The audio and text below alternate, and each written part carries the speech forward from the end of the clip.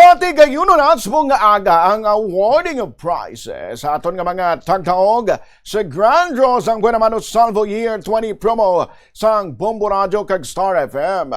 Hiwa to din simultaneous nationwide sa tanan nga Bombo Radio kag Star FM stations.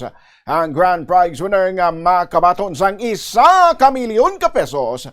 Amo si Cheryl Teologo, 39 anyos, kag residente sang Matinao, Barangay Bonbon, Butuan City. Nagamit siya sa proof of purchase ng Universal Rubina Corporation Products sang ika-81 nga karapo na sang Bombo Millionaires Club. Una na sinigin pahayag ng plano sining nga magdonar sa simbahan, magpakayo sa ilabalay, magbakal sang salakyan, kag magdugang sang pangkapital sa ilang negosyo. Magluwas sa winner sang 1 million pesos, may apat naman nga nagkadaog sang regional prizes nga tag 50,000 pesos sa Luzon, ang tagdaog sang 50,000 pesos among halin sa area sang Bombo Radio Lawag. Ini amo si Vanessa Balesteros sang Barangay 1 Lawag City nga nagamit sang proof of purchase nga Orocan.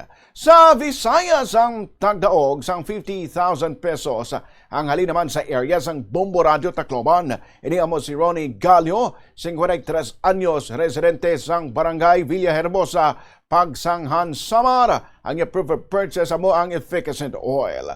Sa Mindanao, ang tagdaog sang 50,000 pesos ang halin sa area sang Bombo Radio Jensen. Iniya mo si Edward Bayato sang Pulumulok sa Cotabato kag nagamit sang proof of purchase nga Megacent oil. Sa National Capital Region naman ang tagdaog sang 50,000 pesos nga ginlawag sang Star FM Manila.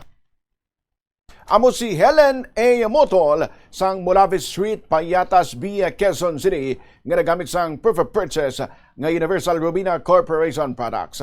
Panginbulahan gid sa tanan naton nga mga tagdaog. Ginpatigay ng Buena Mano Salvo Year 20 promo balde-baling pa premyo na may cash pa halin sang Marso 1 tubtob Mayo 9, 2026. Sa kabugusan nga dalagan sang sining nga promo kabugusan nga 8 million pesos ang total prizes nationwide ang ginpanagtag sang Bombo Radio Philippines.